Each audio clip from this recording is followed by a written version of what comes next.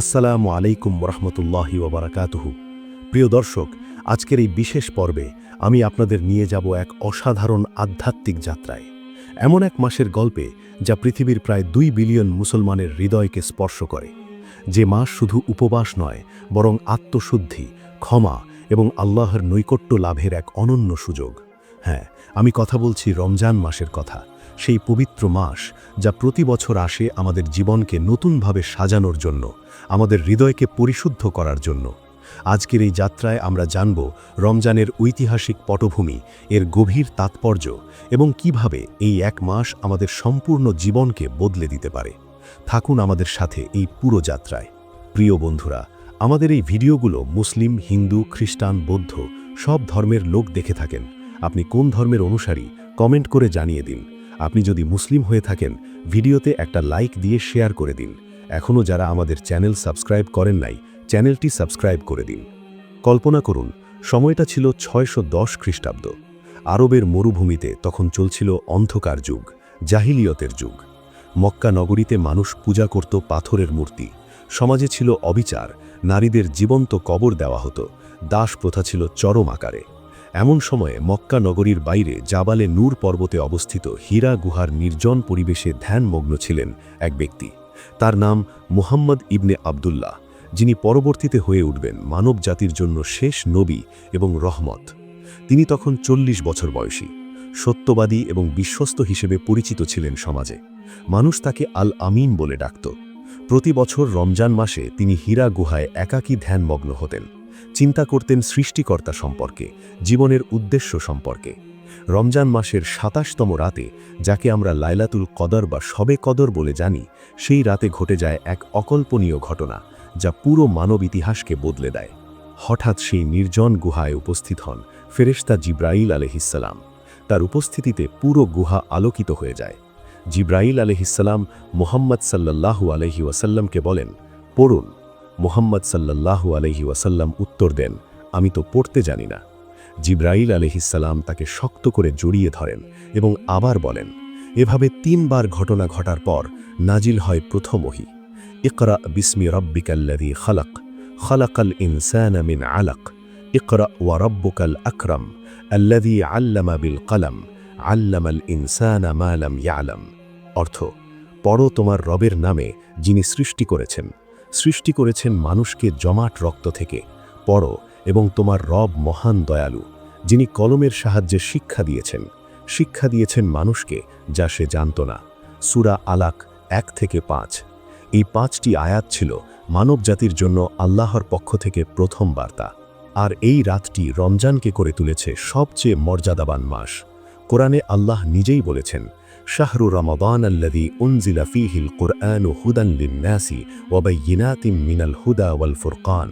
অর্থ, রমজান মাস, যে মাসে কোরআন নাজিল করা হয়েছে মানুষের জন্য হিদায়াত স্বরূপ এবং সুস্পষ্ট নিদর্শন হিসেবে, যা সত্য মিথ্যার পার্থক্যকারী। সূরা বাকারা 185। নবীজি কাঁপতে কাঁপতে ফিরে আসেন তার স্ত্রী খাদিজা রাদিয়াল্লাহু আনহার কাছে এবং বলেন, আমাকে কম্বল দিয়ে ঢেকে দাও। খাদিজা রাদিয়াল্লাহু আনহা তাকে সান্ত্বনা দিয়ে বলেন, আল্লাহর কসম, আল্লাহ আপনাকে কখনো লাঞ্ছিত করবেন না, কারণ আপনি আত্মীয়তার সম্পর্ক রক্ষা করেন, সত্য কথা বলেন, অসহায়দের সাহায্য করেন। হিজরতের পর মদিনায় ইসলামী রাষ্ট্র প্রতিষ্ঠার 2য় বছর 624 খ্রিস্টাব্দের শাবান মাসের শেষ দিকে আল্লাহ তাআলা মুসলমানদের উপর রমজানের রোজা ফরজ করেন। এটি ছিল ইসলামের ইতিহাসে এক যুগান্তকারী মুহূর্ত। প্রথম দিকে মক্কায় থাকাকালীন সময়ে মুসলমানদের জন্য আশুরার রোজা রাখা সুন্নাত ছিল। এই দিনটি ছিল মুহররম মাসের 10 তারিখ, সেই ঐতিহাসিক দিন যেদিন আল্লাহ তাআলা মূসা আলাইহিসসালাম এবং বনী ইসরাইলকে ফেরাউনের অত্যাচার থেকে মুক্তি দিয়েছিলেন। মদিনায় হিজরতের পর নবীজি সাল্লাল্লাহু আলাইহি ওয়াসাল্লাম দেখলেন ইহুদিরাও এই দিনে রোজা রাখে। তিনি তাদের জিজ্ঞাসা করলেন, কেন তারা এই দিন রোজা রাখে? তারা বলল, এই দিনে আল্লাহ মূসা আলাইহিসসালামকে বিজয় দিয়েছিলেন। নবীজি সাল্লাল্লাহু আলাইহি ওয়াসাল্লাম বললেন, মূসা আলাইহিসসালামের অনুসরণ করার ব্যাপারে আমরা তোমাদের চেয়ে বেশি হকদার, এবং তিনি মুসলমানদেরকে আশুরার রোজা রাখতে উৎসাহিত করলেন।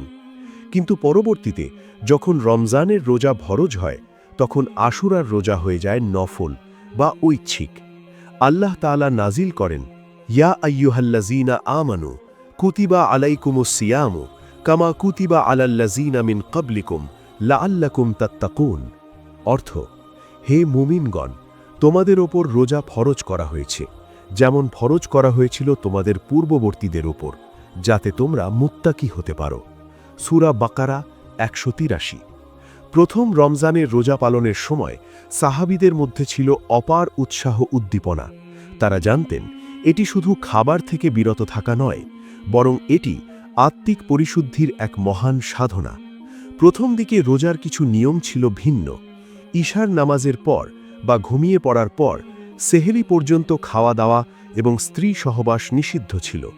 কিন্তু এতে অনেক সাহাবীর কষ্ট হতো। একবার হযরত ওমর রাদিয়াল্লাহু আনহু ভুলবশত এই নিয়ম ভেঙে ফেলেন এবং অত্যন্ত লজ্জিত হয়ে নবীজির কাছে এসে স্বীকার করেন। এরপর আল্লাহ তাআলা নাজিল করেন, উহিল্লা লাকুম লাইলাতাস সিয়ামি রাফাসু ইলা নিসাইকুম। অর্থ, রোজার রাতে তোমাদের জন্য তোমাদের স্ত্রীদের নিকট গমন হালাল করা হয়েছে। সূরা বাকারা 187। এভাবে আল্লাহ তাআলা তার বান্দাদের ওপর সহজতা প্রদান করেন। ইসলাম 5টি মূল ভিত্তির ওপর প্রতিষ্ঠিত। হাদিসে এসেছে, ইবনে ওমর থেকে বর্ণিত, রাসূলুল্লাহ সাল্লাল্লাহু আলাইহি ওয়াসাল্লাম বলেছেন, ইসলামের ভিত্তি 5টি।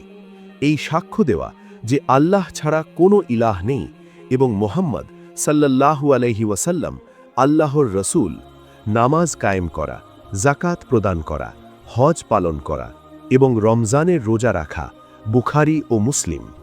এই 5টি স্তম্ভের মধ্যে রোজা হল তৃতীয়। কালিমা ও নামাজের পর এর অবস্থান। কিন্তু কেন এত গুরুত্বপূর্ণ? আসুন জানি রোজার অনন্য বৈশিষ্ট্য।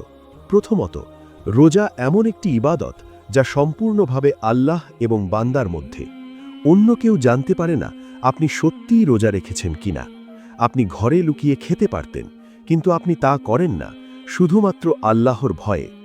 আবু হুরায়রা রাদিয়াল্লাহু আনহু থেকে বর্ণিত এক কুদসি হাদিসে আল্লাহ তাআলা বলেন, আদম সন্তানের প্রতিটি আমল তার নিজের জন্য, কিন্তু রোজা আমার জন্য এবং আমি নিজেই এর প্রতিদান দেব।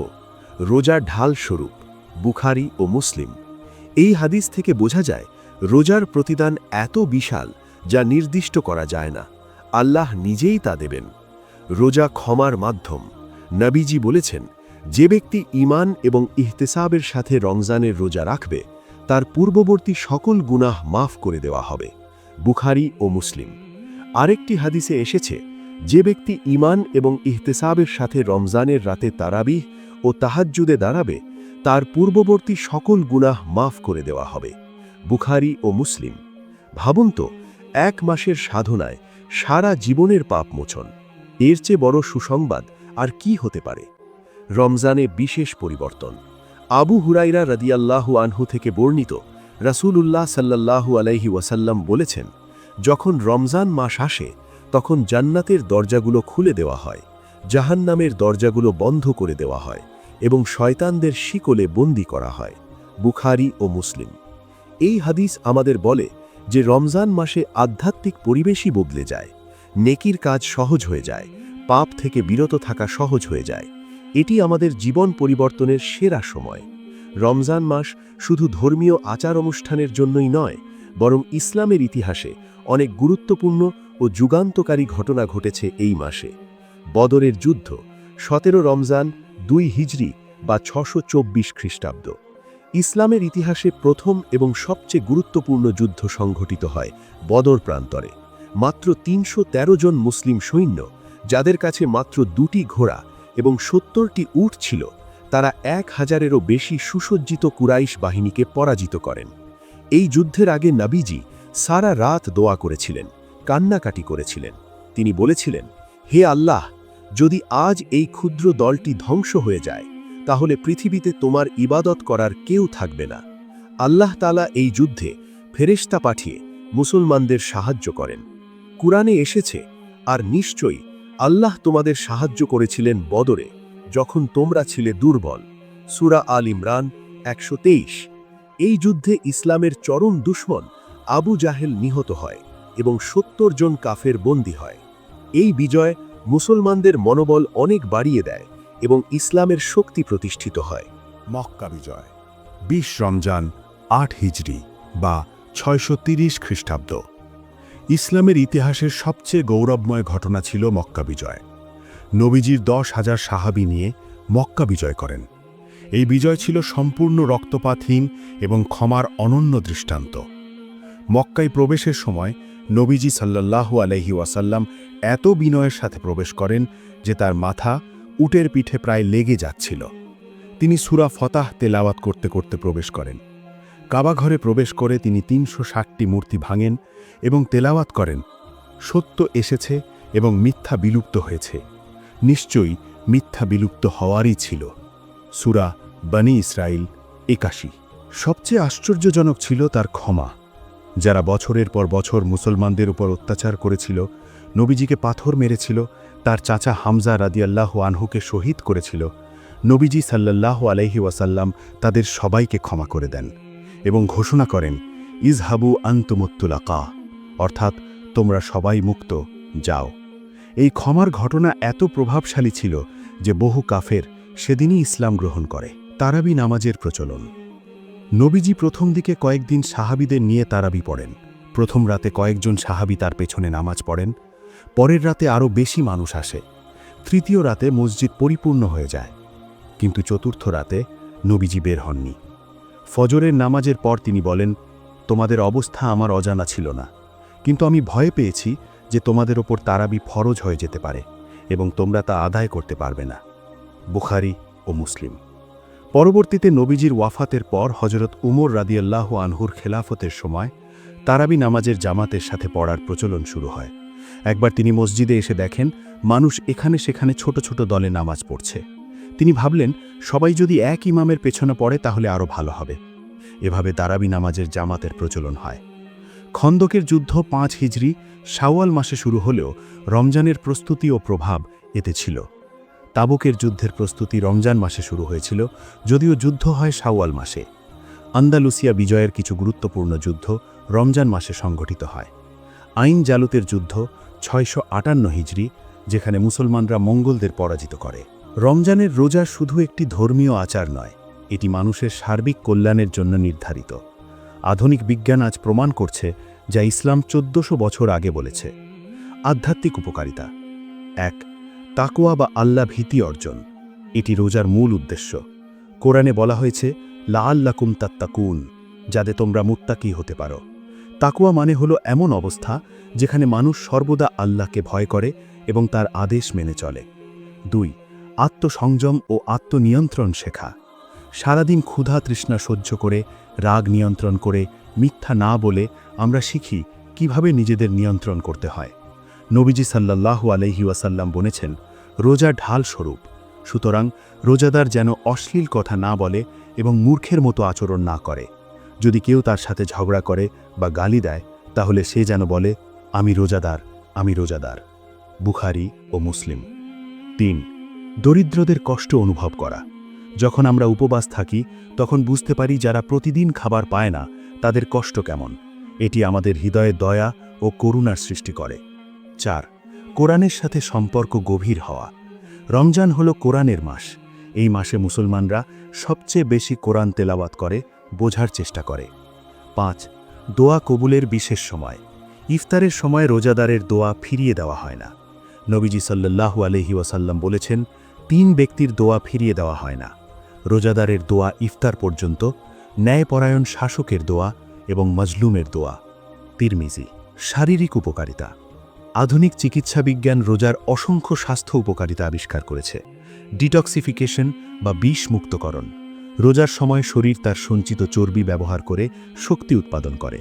এই প্রক্রিয়ায় চর্বিতে জমা বিষাক্ত পদার্থগুলো বেরিয়ে যায়। অটোফেজি প্রক্রিয়া সক্রিয়করণ।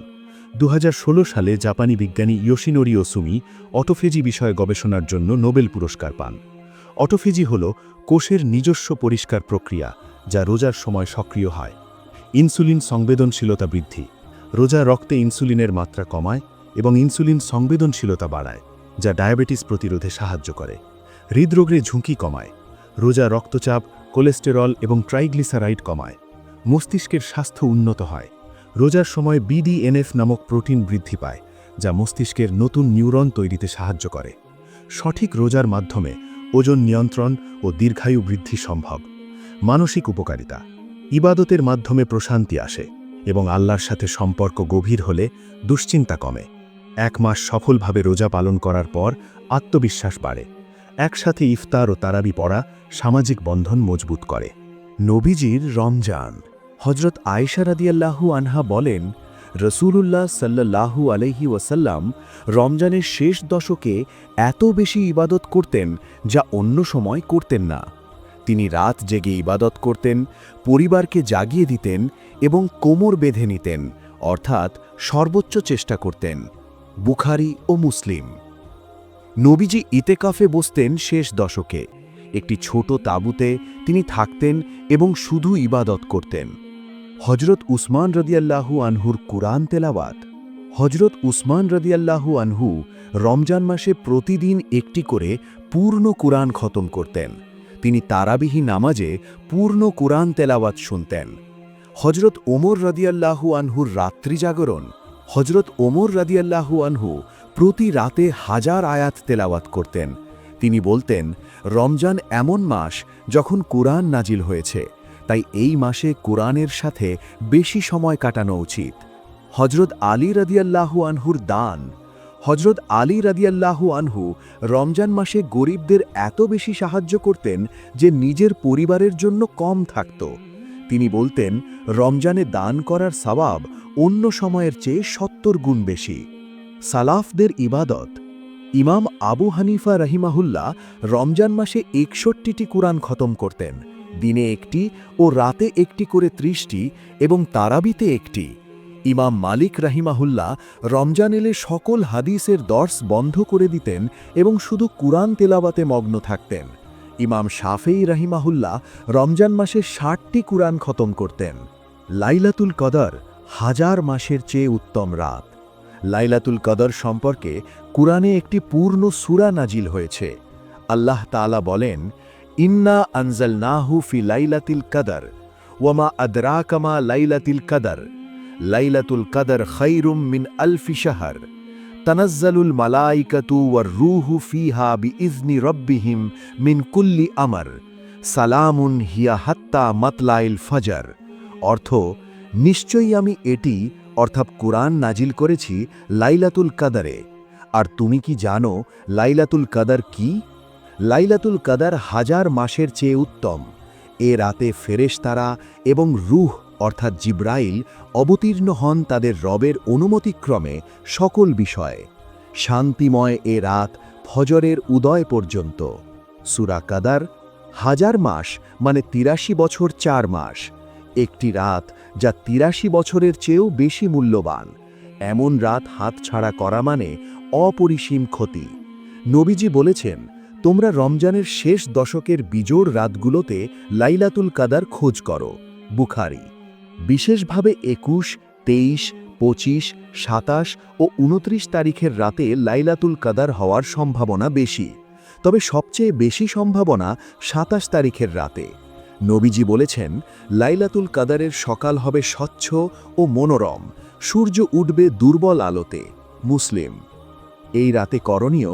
হজরত আয়েশা রাদিয়াল্লাহু আনহা নবীজিকে জিজ্ঞেস করেন, ইয়া রাসূলাল্লাহ, যদি আমি লাইলাতুল কদর পাই তাহলে কি দোয়া করব? নবীজি বলেন, বলবে, আল্লাহুম্মা ইন্নাকা আফুব্বুন তুহিব্বুল আফওয়া ফাফু আন্নি। অর্থ, হে আল্লাহ, আপনি ক্ষমাশীল, ক্ষমা করতে ভালোবাসেন, তাই আমাকে ক্ষমা করে দিন। তিরমিজি। রমজান শুধু ব্যক্তিগত ইবাদতের মাস নয়, এটি সামাজিক বন্ধন দৃঢ় করার মাসও। ইসলাম কখনো ব্যক্তিকে সমাজ থেকে বিচ্ছিন্ন করে না। ইফতার একসাথে বন্ধনের সময়। নবীজি বলেছেন, যে ব্যক্তি কোনো রোজাদারকে ইফতার করাবে সে তার সমান সওয়াব পাবে। রোজাদারের সওয়াব থেকে কিছুই কমানো হবে না। তিরমিজি। যাকাত ও সাদকা দানের মাস। নবীজি এমনিতেই অত্যন্ত দানশীল ছিলেন, কিন্তু রমজানে তিনি আরও বেশি দান করতেন। ইবনে আব্বাস রাদিয়াল্লাহু আনহু বলেন, রাসূলুল্লাহ সাল্লাল্লাহু আলাইহি ওয়াসাল্লাম মানুষের মধ্যে সবচেয়ে দানশীল ছিলেন এবং রমজানে যখন জিবরাইল আলাইহিসসালাম তার সাথে সাক্ষাৎ করতেন তখন তিনি আরও বেশি দানশীল হয়ে যেতেন। জিবরাইল আলাইহিসসালাম প্রতি রমজানে প্রতি রাতে তার সাথে সাক্ষাৎ করতেন এবং তাকে কুরআন শোনাতেন। তখন রাসূলুল্লাহ সাল্লাল্লাহু আলাইহি ওয়াসাল্লাম কল্যাণ প্রদানে প্রবাহিত বায়ুর চেয়েও বেশি দানশীল হয়ে যেতেন। বুখারী। আজ পৃথিবীর বিভিন্ন প্রান্তে মুসলমানরা রমজান পালন করে তাদের নিজস্ব সংস্কৃতি ও ঐতিহ্যের সাথে, তবে মূল আমল সবার এক। মধ্যপ্রাচ্যে মসজিদগুলো সুন্দর আলোকসজ্জায় সাজানো হয়। তুরস্কে আছে মাহিয়া, মসজিদের 2 মিনারের মাঝে আলোকসজ্জা দিয়ে ইসলামিক বার্তা লেখা হয়। সৌদি আরবে মক্কা ও মদিনার মসজিদে লক্ষ লক্ষ মানুষ তারাবি পড়তে আসে। মিশরে রমজানে বিশেষ ফানুস বা লণ্ঠন টাঙানো হয়, যা রমজানের প্রতীক। বাংলাদেশ, ভারত, পাকিস্তানে রমজানে জিলাপি, পিয়াজু, বেগুনি, হালিম সহ বিশেষ ইফতারের আয়োজন হয়। ইন্দোনেশিয়ায় রমজান মানে মুডিক, ঈদের আগে গ্রামের বাড়িতে ফিরে যাওয়া। পশ্চিমা দেশগুলোতে মুসলমানদের জন্য রমজান পালন বেশ চ্যালেঞ্জিং। গ্রীষ্মকালে যখন দিন 18 থেকে 20 ঘন্টা, তখনও তারা পূর্ণ রোজা রাখে দৃঢ়তার সাথে। রমজান শুধু একটি মাস নয়, এটি জীবন বদলানোর একটি প্রশিক্ষণ কোর্স। ধৈর্য ও সহনশীলতা, সবর। আল্লাহ বলেন, নিশ্চয়ই ধৈর্যশীলদের সাথে আল্লাহ আছেন। সূরা বাকারা 153। নিয়মানুবর্তিতা। প্রতিদিন নির্দিষ্ট সময়ে সেহেরি, ইফতার, 5 ওয়াক্ত নামাজ, তারাবি এসব আমাদের শৃঙ্খলাবদ্ধ জীবনযাপন শেখায়। কৃতজ্ঞতা, শুকুর। আল্লাহ বলেন, যদি তোমরা কৃতজ্ঞতা প্রকাশ করো আমি অবশ্যই তোমাদের বেশি দেব। সূরা ইব্রাহিম 7। সমতা ও ভ্রাতৃত্ব। ধনী গরিব সবাই একই সময় রোজা রাখে, একই সময় ইফতার করে, কাতারে একসাথে দাঁড়ায়। হযরত আয়েশা রাদিয়াল্লাহু আনহা বলেন, নবীজি শাওয়াল মাসের 6টি রোজা রাখতেন। মুসলিম। হাদিসে আছে, যে ব্যক্তি রমজানের রোজা রাখল, তারপর শাওয়ালের 6টি রোজা রাখল, সে যেন সারা বছর রোজা রাখল। মুসলিম। সোমবার ও বৃহস্পতিবারের রোজা। নবীজি নিয়মিত সোমবার ও বৃহস্পতিবার রোজা রাখতেন।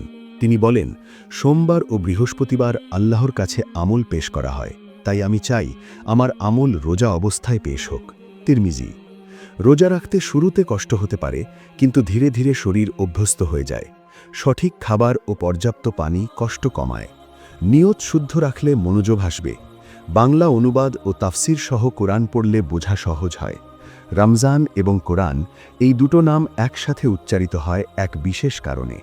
আল্লাহ তাআলা নিজেই বলেছেন, রমজান সেই মাস যে মাসে কোরআন নাজিল হয়েছে। হাদিসে এসেছে, কোরআন তেলাওয়াত করো, কারণ কিয়ামতের দিন এটি তার সাথীর জন্য সুপারিশকারী হিসেবে আসবে। মুসলিম। একটু ভাবুন, আমরা প্রিয় মানুষের চিঠি পেলে বারবার পড়ি, মুখস্থ করি, বুকে ধরি, আর এই কোরআন হলো আমাদের রবের চিঠি, সরাসরি আমাদের জন্য। এতেকাফ, আল্লাহর সাথে একান্ত সময়। রমজানের শেষ 10 দিনে এতেকাফে বসা একটি বিশেষ সুন্নাত। নবীজি প্রতি রমজানের শেষ 10 দিন এতেকাফ করতেন। তার ইন্তেকালের বছর তিনি 20 দিন এতেকাফ করেছিলেন। আল্লাহ বলেছেন, হে আমার বান্দারা, যারা নিজেদের উপর অত্যাচার করেছ, আল্লাহর রহমত থেকে নিরাশ হয়ো না। নিশ্চয়ই আল্লাহ সব গুনাহ মাফ করেন। সূরা জুমারের 53। আল্লাহ প্রতিটি রাতে আসমানে নেমে আসেন এবং বলেন, কে আছো যে আমার কাছে ক্ষমা চাইবে, আমি তাকে ক্ষমা করব।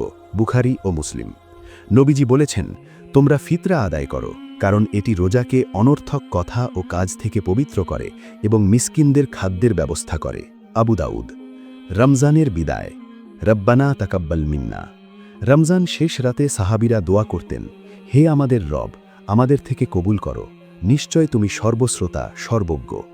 রমজান চলে যাবার সময় ইবনে মাসুদ রাদিয়াল্লাহু আনহু কাঁদতেন, বলতেন, রমজান চলে গেল, আমার আমল কি কবুল হলো? আপনি কি কখনো ভেবেছেন, এই রমজান যদি আপনার শেষ রমজান হয়? কথাটা কঠিন কিন্তু সত্য। আমরা কেউ জানি না আগামী রমজান আমরা দেখব কিনা। আমাদের আশেপাশে প্রতি বছর এমন মানুষ চলে যান যারা গত রমজানে আমাদের সাথে ইফতার করেছিলেন, একই কাতারে তারাবি পড়েছিলেন, একসাথে সেহরি খেয়েছিলেন। তারা ভাবেননি এটাই তাদের শেষ রমজান। আমরাও ভাবি না, কিন্তু মৃত্যু আসে হঠাৎ, কোনো সংকেত দিয়ে আসে না, কোনো অনুমতি চায় না। যদি আমি জানতাম এটাই আমার শেষ রমজান, তাহলে আমি প্রথম রাত থেকেই পুরোপুরি বদলে যেতাম, একটি মুহূর্তও নষ্ট করতাম না। সেহরিতে উঠে শুধু খেয়েই ঘুমিয়ে পড়তাম না, 2 রাকাত তাহাজ্জুদ পড়তাম, চোখের পানি ফেলে আল্লাহর কাছে ক্ষমা চাইতাম, বলতাম, ইয়া আল্লাহ, আমি জানি না আর কতদিন আছি, কিন্তু আজকের এই রাতটুকু তোমার জন্য। যদি এটাই শেষ রমজান হতো, তাহলে আমি সেই মানুষটার কাছে ক্ষমা চাইতাম যার সাথে বছরের পর বছর ধরে কথা নেই। হয়তো ছোট্ট কোনো ভুল বোঝাবুঝি থেকে সম্পর্ক নষ্ট হয়েছে, কিন্তু যদি জানতাম এটাই শেষ সুযোগ, সেই মানুষের দরজায় গিয়ে বলতাম, ভাই, আমাকে মাফ করে দাও। সেই বাবা মায়ের পায়ে মাথা রাখতাম, যাদের সাথে হয়তো ছোট্ট কোনো অভিমানে দূরত্ব তৈরি হয়েছে। মা হয়তো কিছু একটা বলেছিলেন, মনে কষ্ট লেগেছিল, কিন্তু আজ ভাবুন, সেই মা কি আর সবসময় থাকবেন? যদি এটাই শেষ রমজান হতো, ইফতারের দস্তরখানে বসে খাওয়া শুরু করার আগে একটু থামতাম, পরিবারের প্রতিটি মুখের দিকে তাকাতাম, মনে মনে বলতাম, আল্লাহ, এই মানুষগুলোর জন্য শুকরিয়া, এই দস্তরখানের জন্য শুকরিয়া। লাইলাতুল কদরের রাতে ঘুমাতাম না, কারণ সেই রাত 1000 মাসের চেয়ে উত্তম, আর আমার হয়তো আর কোনো সুযোগ নেই। আল্লাহর রাসূল বলেছেন, যে এই রাতে ঈমান ও ইখলাসের সাথে দাঁড়াবে, তার পূর্বের সব গুনাহ মাফ হয়ে যাবে, পুরো জীবনের গুনাহ একটি রাতে। আর রমজানের শেষ দিন যখন আসতো, বলতাম, ইয়া আল্লাহ, তুমি কি আমাকে আরেকটি রমজান দেবে, আরেকটি সুযোগ? প্রিয় দর্শক, এখন একটাই প্রশ্ন রইল, আপনি কি নিশ্চিত যে আরেকটি রমজান পাবেন? যদি নিশ্চিত না হন, তাহলে এই রমজানটাকেই শেষ মনে করুন।